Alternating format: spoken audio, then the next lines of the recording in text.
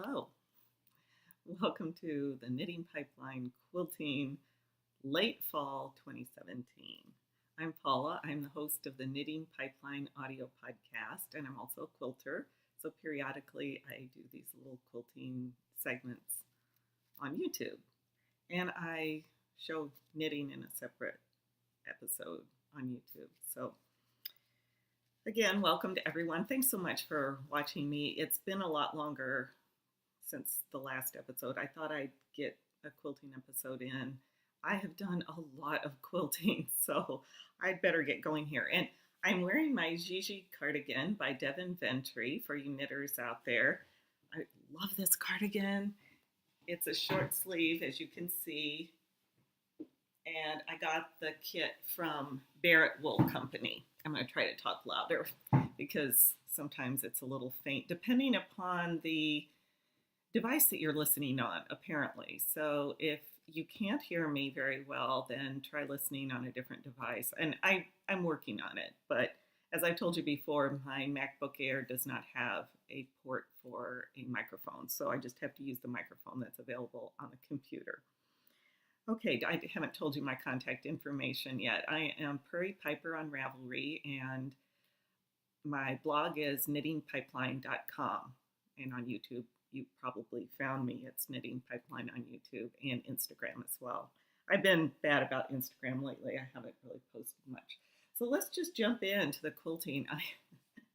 I have a lot. So I have been showing you, I showed you 3 miniature quilts last time. The last time I did a quilting episode was right around late August because we were waiting for our granddaughter to be born, and when I came home I finished up 2 miniatures that you haven't seen. Altogether since July I've done 12 miniature quilts, so the end of July. So yes, I'm somewhat obsessed. And the book I'm using is Small and Scrappy by Kathleen Tracy, and I'm planning on making all the quilts in this book. I have her other books as well, and I may start on those after I finish these. So pretty much in the order that I made these. Where's my notes? Okay, so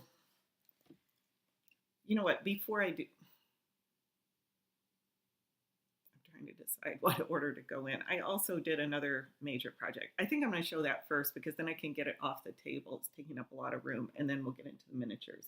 So I had done a couple of miniatures, and I felt like doing a bigger project, but I don't think I realized how big the project would actually be until I got going on it.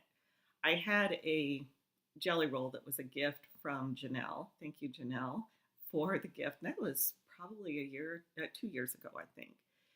And I just knew that I wanted to use it somehow in my kitchen and dining area. The fabric line is called El Gallo, which is the rooster. So it had this rooster print and black and red and gray. So what I decided to do was make placemats our table. And I've never made placemats before, I don't think. Well, I've never made quilted ones before. I did make some back in the 80s. But anyway, what I did was I made a jelly roll quilt. I actually made 2 jelly roll quilts. I cut the strips in half, and then I pieced it like you would a jelly roll, except I put like a half square triangle between the strips.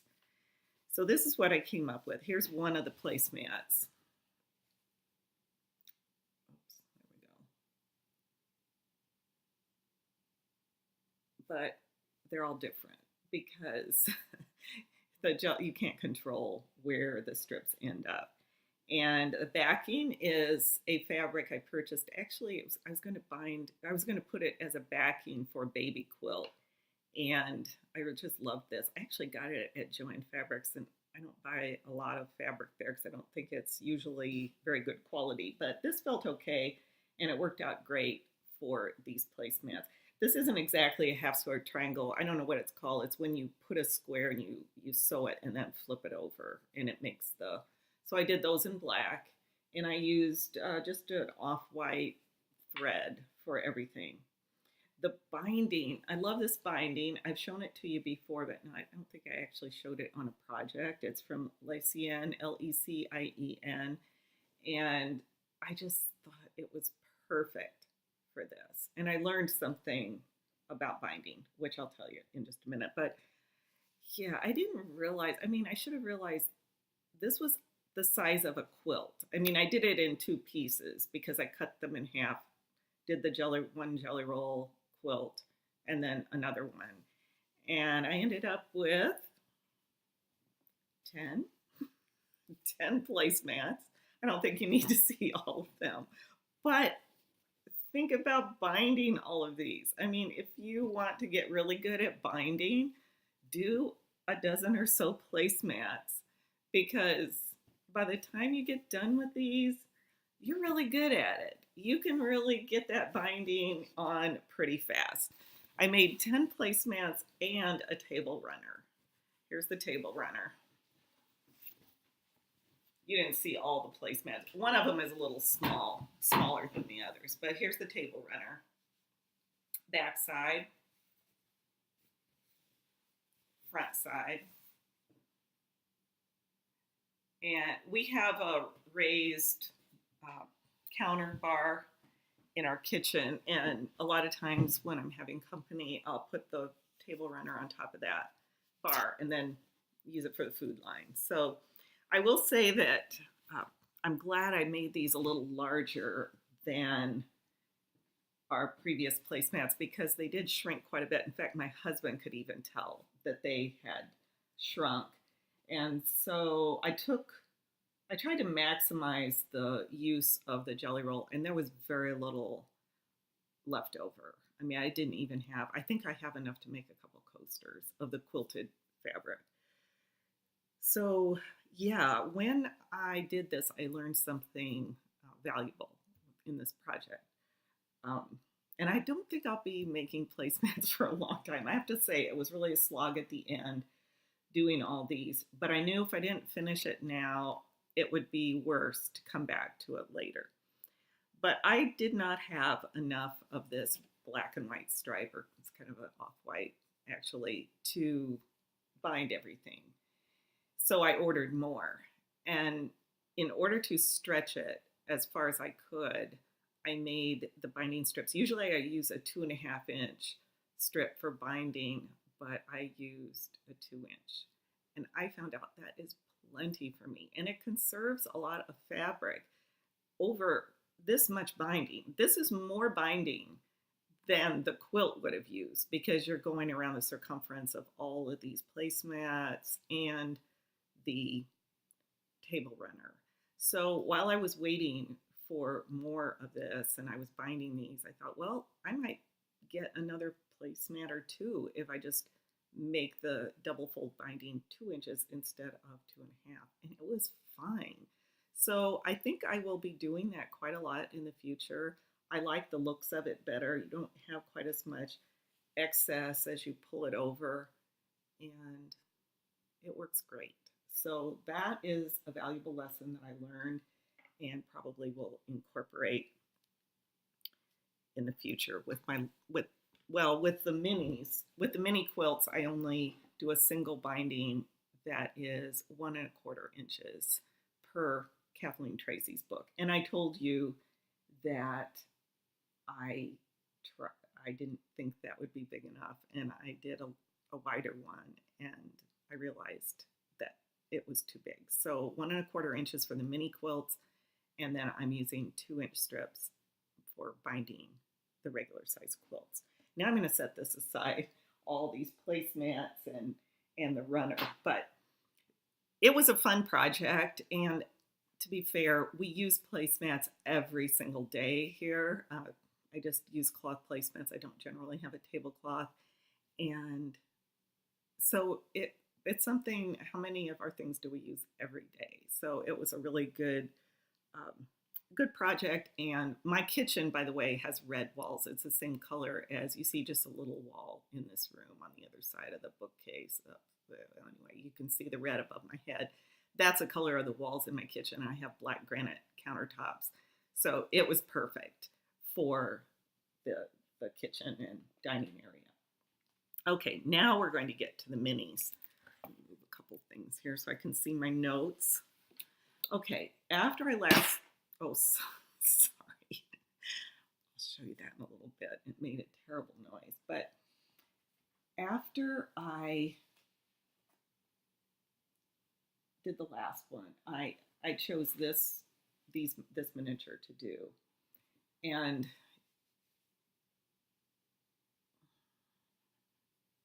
if I could ever get used to this mirror image thing, it would be wonderful. But this is from the book, and I'm not going to quote the book every time, but it's called Window Panes. And I decided to hand quilt this one. I think I would get used to hand quilting, but, and I believe I've said this before, my sit down time, quiet time is knitting. Knitting is my first love, although quilting is getting up there. Don't ask me to give it up. But I tried the hand quilting and I didn't really enjoy it because I'd rather knit. Some kind of hand stitching I actually like. I do like stitching on the binding by hand. So here you can see it a little better. And when I did this one, I made a couple of extra blocks. So then I decided, why not do two? And I'm sorry I can't show these to you. They are, yeah, I can't hold up two at the same time. Maybe I can insert a photo here of them next to one another. The difference in the border really changed the look of this. Now the interiors are mostly the same. They're the same fabrics. They're not exactly the same layout and blocks, but similar. But when you see these side by side, they don't look the same size at all, but they are if I lay them up together. So these were really successful. I didn't have any major problems with them. The blocks turned out really close. I didn't even need to trim. So I know I'm getting better at accuracy, which is essential with small quilts. It's essential with many quilts, most quilts. But when you scale everything down then, and your blocks are so small, your pieces are so small, if you're off a little bit, it is worse on a small quilt because you don't have as much wiggle room. And I ran into some problems later on with some others. Now, this quilt is not in the book, but Kathleen Tracy has a group on Facebook called Kathleen Tracy's quilt group or mini quilts or something like that. You can find it if you search for her on Facebook. And she puts out a challenge every month. And this was the October challenge. So I took a break from the book and made this quilt. She gave the pattern on Facebook. It's a closed group, by the way, but I think you just request to join. And I don't know if this actually had a name. I switched out the blocks a little bit accidentally the first time, and I really liked it. I can't remember how they were supposed to be, but I used the also mostly Civil War fabric and a couple of imposters in there. And I really like the outcome of that. You can see I tend to go for red bindings. I don't know why, they just always attract me. This might be my favorite one of all. This one's called Pink and Brown. I think I jumped out of order just a tad, but that's okay. This one's called Pink and Brown. You have to see, you have to see the whole thing here. There you go. I love that color combination of pink and brown. I like blue and brown or tan as well. So one day I asked my friend Val if she wanted to come over. She lives in my neighborhood and we're quilting buddies.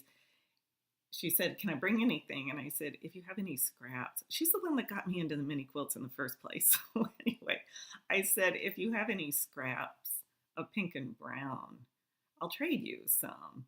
And she brought me some of the most beautiful pieces. She had them all neatly done in squares, and my scraps were not so neat, but I gave her some and she's welcome to more. But I used mostly hers in this. I had a few of things that I had already purchased. This brown I purchased, actually that was from a Craftsy bundle. And yeah,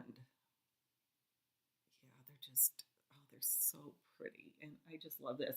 Also, oh yeah, I might as well tell you, when I went to Rhinebeck, New York to the New York Sheep and Wool Festival, which is pretty much a mecca for knitters, and wasn't much quilting there, but one booth had rug hooking, and I just happened to see that they had a bin. Apparently, a quilter was just getting rid of stash, and this was one of the fabrics I got in that. And they had, some of them had the manufacturer still on there, but look what I got. I'm gonna jump around a little bit here, but this is pretty amazing. Well, I was looking for pink and brown. I found this pink one. It's not really Civil War-ish, but it's nice anyway. And quite honestly, the backing, I'm not gonna ever, nobody's ever gonna see it, but I got more than what you see here. And these were $1 each, so it was quite a bargain. They're not all things that I normally would have picked out, but sometimes you have to go out of your, they're older, and yeah, some of them, one or two were $2, but there's a lot, they're more than fat quarters. They're bigger than fat quarters. So that was one of my big bargains at Rhinebeck, and I've already used several of those, and I was really thrilled to get it. I just now have a card here. It was the Paisley Studio, but I think it was just a one-time thing. They weren't, mostly they had rug hooking and wool, and that's why we went in there. I'm not a rug hooker. I cannot get into another hobby. I can't. But you never know what you're going to find. And so anyway, that was one of the things I was most excited about. So that was what I used for the backing for my pink and brown. It's tiny polka dots. All right. Now, crow's foot. This was actually before pink and brown. This is from the book. All of these are. Back up a little. There you go. On this one, I did free motion on the middle blocks. Now this is trickier than it looks because half square triangles have a tendency to,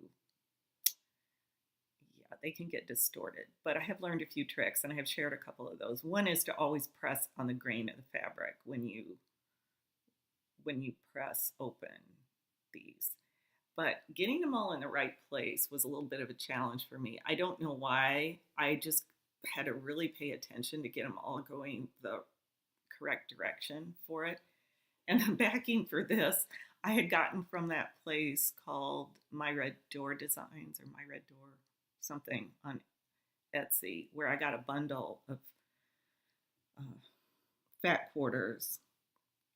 And one of them in there was not, it's not really, this obviously isn't Civil War, it's more like 1990s, but I put it on the back of this. I didn't see that I would ever use it for another quilt, but it's fine for the backing of this. And there you can see, I have to order new labels. There's my label. And then I put the date on the other side of it. Just write it with a marking pen. And the source for those is Mountain Street Arts on Etsy. I need to order. I'm totally out of labels. I've used a lot of them on these minis. Okay, next up is called Papa's Shirts. I made 2 of these also.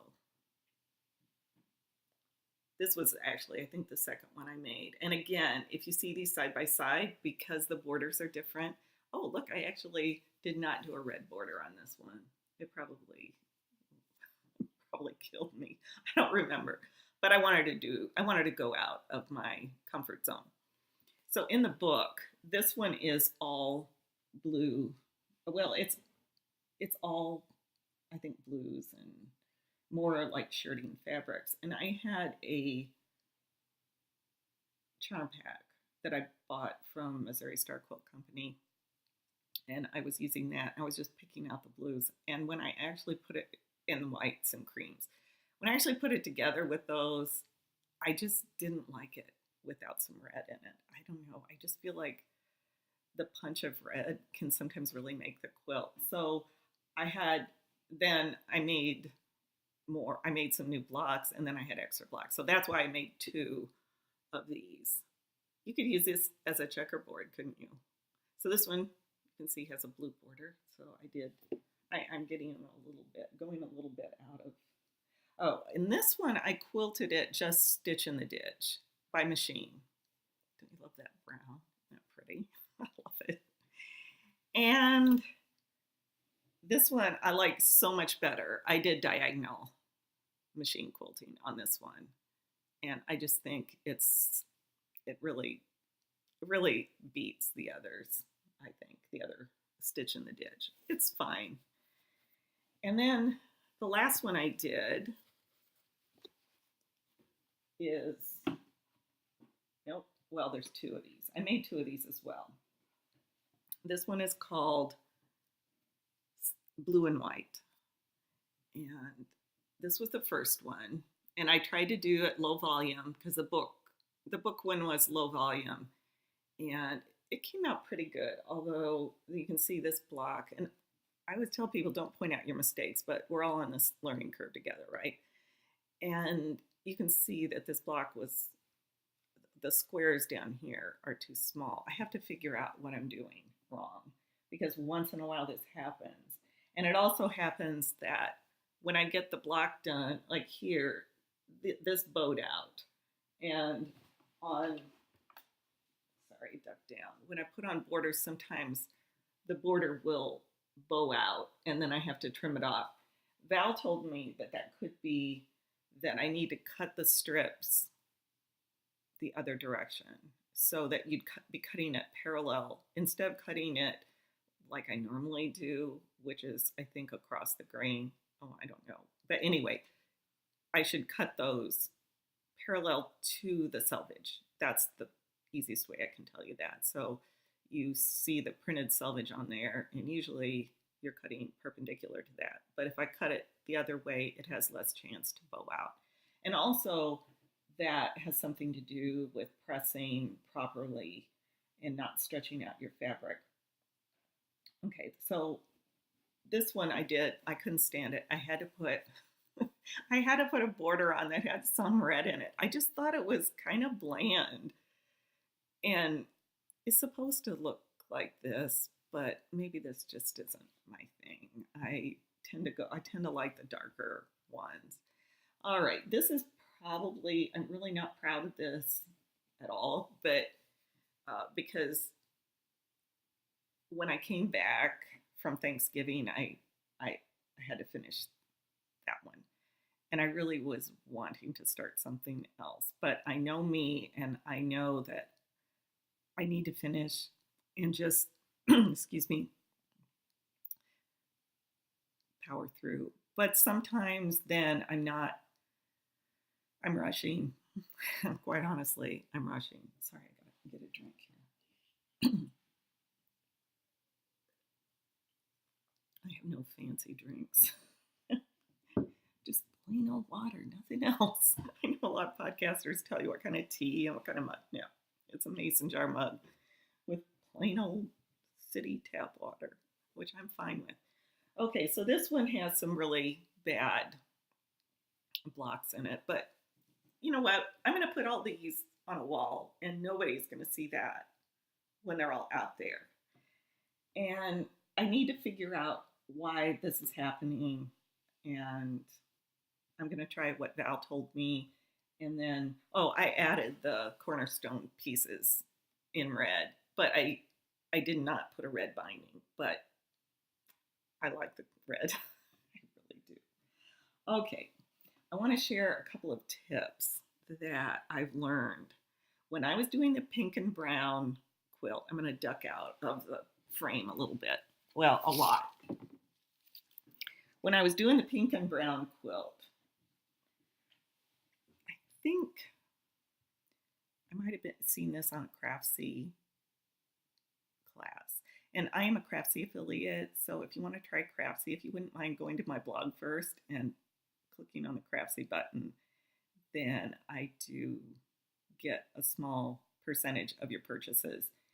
And I think it was in one of those that I saw this tip Usually I use this Mary Ellen's Best Press. You can get it in every quilt shop, Joann Fabrics, and etc. And I buy the refill bottles instead of buying a new bottle every time. But in this video, she said to try, she always likes to use this.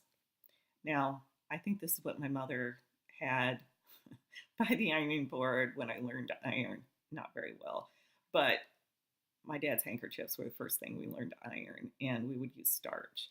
And this faultless starch has been around for eons. So I thought, well, try that. I picked it up. You can find it in every grocery store, everywhere.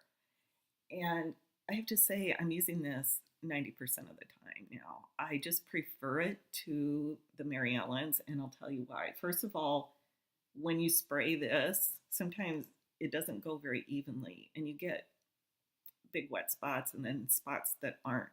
The faultless, you have to shake it first, which sometimes I forget, but then when you spray it, it's a fine mist and it goes more evenly on the fabric.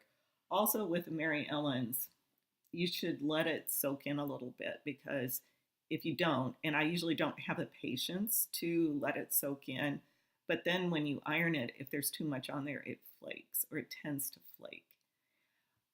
Also, the faultless seems to make things stiffer, and I got some of these pieces. When you get down with these, especially with these minis, I starch them a lot because it helps with accuracy. So some of these fabrics could practically stand up on their own by the time I got done cutting and piecing them. But yeah, and it's cheap. It's less than $3.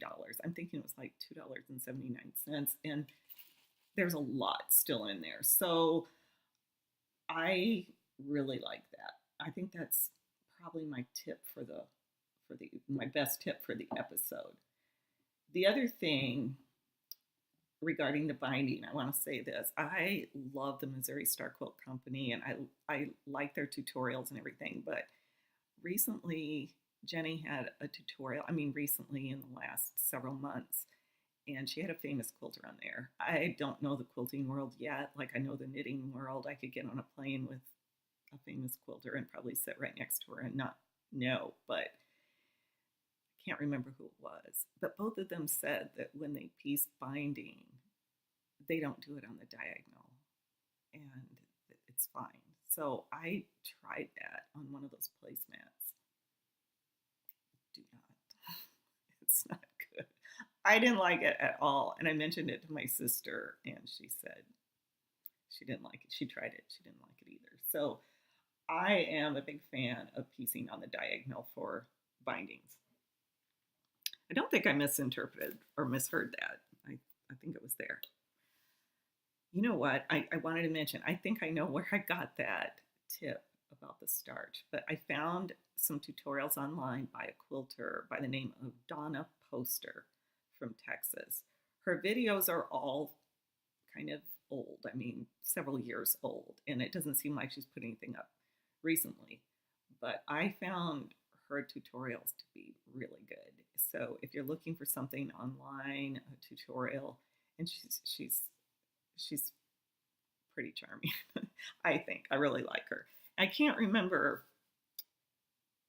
Oh, there were several things that I learned from her, and it might have been the starch thing, but I wanted to mention that, and I'll try to remember to link that in the video. Okay, I'm going to just glance here and make sure I talked about all my things here. Okay, I have been keeping a little journal I showed you last time, and I try to remember to write down when I start a project and any little things along the way, and I plan on getting photos and putting them next to it so that I'll have a log. As a knitter, we're spoiled because knitters have Ravelry, and we can keep track of our projects on Ravelry, but as a quilter, we don't have that. So another little tip that I'll give you is that I bought a small package of binding clips, and binding clips are, sorry, that had opened that container. These are small binding clips by Clover. These are the Clover ones. And I think there were 10 in the package I bought, and I kept thinking, so when I would bind the quilt, I'd have one edge clipped, and then I would turn it, and I'd use those that I had taken off, and I'd clip the other edge. And I thought, well, it would be better actually to have enough that I could, for a mini, I could use the binder clips on the whole thing, or on a bigger quilt, I could at least do one long side instead of moving it down. So I bought a whole case of them. I don't know how many there are. I think 50. And do you know what? I don't like doing it that way. Now, I'll tell you the reason is that when I do binding, now if you do it in your lap, it probably would be okay. Sorry, I didn't have to close that, but I did. But I usually bind on a table. I have the quilt in front of me on a table. And when I have it clipped all the way around, it's clattering every time I move it. And then sometimes the thread gets caught in a binding clip. So I'm back to doing just one side. And that side is not touching the table for the most part. So it works pretty well. So I would say for me, I could have done, and I don't have more than one project going at a time. So yes, I'm that way for quilting. I know it would make me crazy to have more than one. But yeah, I think I could have. I didn't need those extra binding clips. I mean, I'll keep them. I might need them at some point, but for the most part, I don't need them. Okay, let's see. Now, okay, veering just a little bit away from quilting. And this is not in order here, but my friend Angie, we enable one another quite a bit. She showed me this book, Fabulous Felt, 30 Easy to Sew Accessories and Decorations by Corinne Lapierre. And my daughter-in-law had asked for the baby. Oh yeah, I don't think I've done a quilting episode. We have another baby in the family. Yeah, that would be Maeve. She's adorable too. Anyway, she said that she would like small stuffed toys for Maeve because our other granddaughter, who's 2, has some, yeah, a little collection of them. So I made the fox out of the book. I should have used a little darker embroidery thread. He does have, or he or she does have eyes. They're like sleepy eyes. This is so quick compared to knitting, I have to say. I love to knit, you know I do, but if you need something quick, a little thing, I think an hour from start to finish, an hour and a half tops, and that includes cutting out. As Angie told me, the hardest thing is tracing the pattern because wool felt, and this is wool felt doesn't take the marker like regular fabric does, but still, it's really quick. And so they're friends. I hate raccoons with passion, but they are cute. The raccoon took a little longer because there's a little more, this was appliqued onto the tail, and then the eyes. This piece is so small. Oh goodness, I can't. It doesn't look that small in the picture, but here's my hand for starters, and you can see that I had a little trouble with that. But all in all, they're very, very quick to make. And there are other projects in here I'm going to make. Pillow, anyway, yeah, that's Fabulous Felt, 30 Easy to Sew Accessories and Decorations. When I went to Joann Fabrics to get this, they didn't have it, so I ended up buying another book, actually 2, which I had no business doing, but one of them is a hand lettering book, which I started doing calligraphy in the 70s. And then I kind of gave it up because of computer fonts. And now it's kind of coming back, and I do sort of miss it, but I don't really have any business doing anything else. Okay, I have to show you what I think will be my next project. Look at this. this is a mobile or little ornaments, and they're all woodland creatures. So, yeah, they're cute. I don't know if that would be for me or the granddaughters. Angie did the Halloween. I'm not too much for decorating for Halloween, so I haven't done these, and I'm not too drawn, but they are cute. And then there's Christmas things. There's a coffee mug, a heart, and I saved my little pattern pieces for the rec. If I have time, I got a lot of things I want to do before Christmas. Look at this pillow. I think I might have to make that just for me.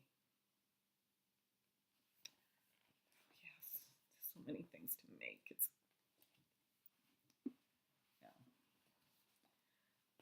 yeah, just what we need is another. I'm looking at my notes. Okay. Oh, another thing I forgot to say that I want to mention. I learned I need to pay a little more attention to thread color because in this, I did some hand quilting and I did some stitch in the ditch. And I used just an off-white thread. And then I realized that's not a good idea. So when I did the next one, oh, this is the hand quilted one. When I did the machine stitching, I had a darker thread, and now I have a sort of a tawny color thread that seems to go a lot better with these Civil War fabrics. And if you're doing stitch in the ditch and you get off, which I do, I'm not real good at it. It sounds easy, but to do it well, you really need to pay attention and stay in the ditch. But if you have a thread color that blends in, it sure does help when you make mistakes, because that's not something I'm going to take out. All right, I have purchased some fabric. It's not even all here, but Missouri Star Quilt Company, I don't know why, they had a deal on one of these. I think it was this one. And since I'm so in love with pink and brown, I had to get it. And yeah, that's pretty. And then that's a Moda Roses and Chocolate. And then this one, pink and browns. That one's called, it doesn't even say, Sweet Charlotte by Darlene Zimmerman. It's not on the front. That's Robert Kaufman as well. This one's by Legacy, Pioneer Brides.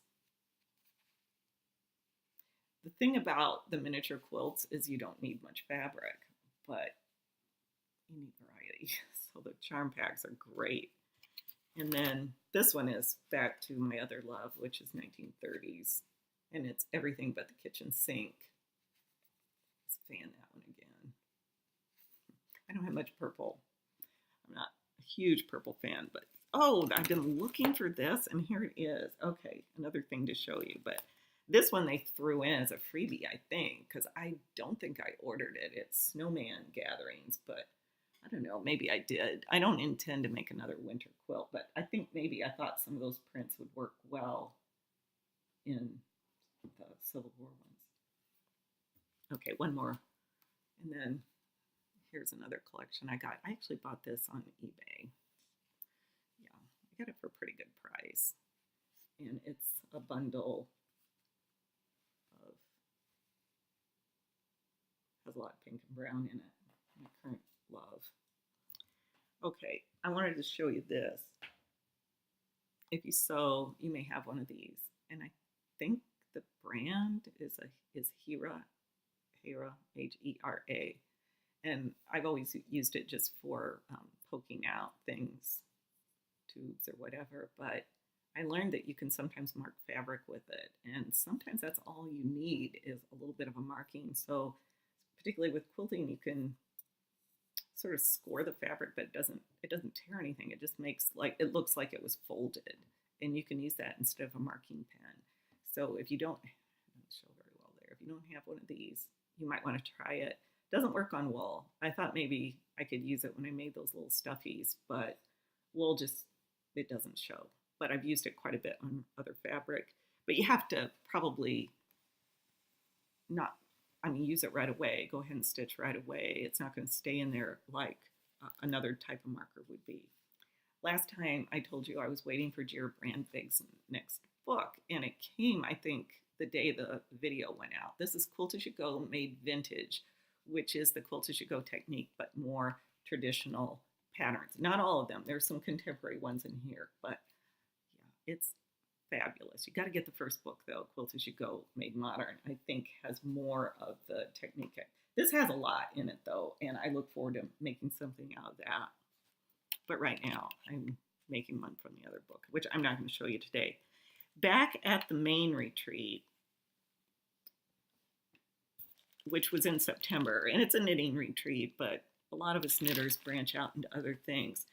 I told you about Kristen of Brooklyn Haberdashery, and she graciously offered to come and give us a little workshop. She also set up, oh gee, I'm at 41 minutes already. That distracted me because I try to keep these reasonable. Anyway, she came and set up as a vendor and then did a workshop for us. And her specialty is Boro-inspired embroidery. And if you go on Pinterest and look up Boro, you'll see a lot of it. It's a Japanese form of mending. And these are some of the pieces I've done. It's very much as you go that if you love just doing something that you see exactly having a pattern, then this isn't for you. It's very much just whatever you feel like doing. So she showed us different techniques, and we did a little sampler. This is the one that I did, just trying out different stitches, and I had never done this kind of where you cut the fabric, or if you're mending something, you can do it this way where the other fabric peeks through. So this was the little one that I did. People say, well, what are you going to do with that? I don't know. Do I have to know? I just do it. I could see just putting these out underneath a lamp or something. That's what I do with some of the minis. Actually, with those minis, people ask me that too. What are you going to do with those miniature quilts? Well, I have, when you go down my stairs, which you can see kind of in the background there to the lower level, I have a blank wall. Don't have a lot of wall space in this house because it's very open. It's an open floor plan, and then we have a lot of windows so we can see the woods. But when you go down those stairs, I have a blank wall, and I think I'm going to arrange those on that wall. These I might sew into a table runner or something. I don't know. I just love doing it, and I just have it out on the table downstairs. Right now I don't because I have too many other things going on. But I bought some things from Kristen. She does some of her own dyeing. This is an indigo dyed piece, and these are dyed with, I think, onion skin dyed that I can use in the Boro and Sashiko. And then I bought some more of her fabric bundles because they're kimono fabric. The other thing she had that I felt I really wanted to get, I got this vintage embroidery thread, which I didn't even want to take out of the package. It's so gorgeous. It looks like Easter eggs to me. And then I did, let's see. Oh, I don't have it all here, but she has some custom thread that she has made especially for her business. And this is silk. And I thought they were so gorgeous. So I bought that one and then the blues. Not really used silk thread. And I haven't broken the seal on those yet.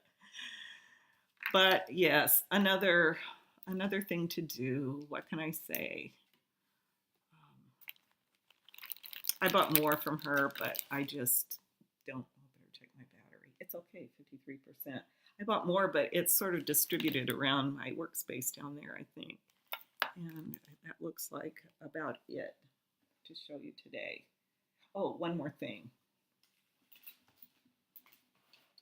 I'm making something out of, if you're not familiar, and knitters seem to know about this really well, but if you're a maker of all kinds of things and you are not familiar with making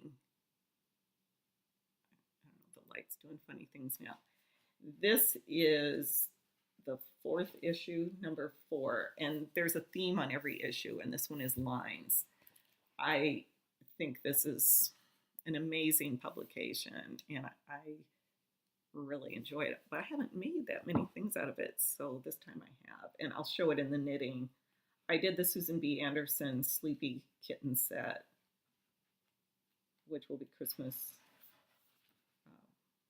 I mentioned this in the knitting section, or knitting video, that these are the Sleepy Kittens, and I've made one, and I have to make another one now that we have 2, even though the youngest granddaughter will only be 4 months old when we're there. She still needs to have one. And then I'm currently sewing this. It's called Cat Basket, and I'm making 2 of those as well. There's sort of a cat theme in here because there's a little cat stuffed toy as well, which I plan on making.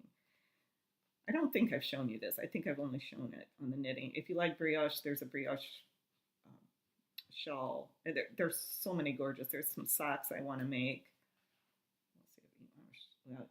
I'll show that on the knitting episode. But anyway, that is making.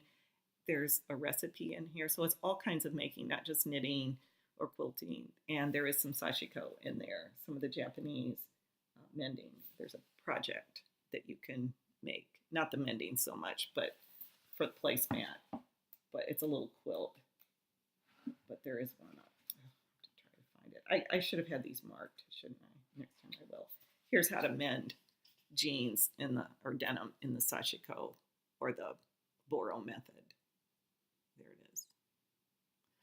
Okay, well, that is, I might sneak a baby picture in here, we'll see, but that's all that I have for you. I'm going to try to do this more often so that it's not so long, and I hope you enjoyed seeing some of my miniature quilts.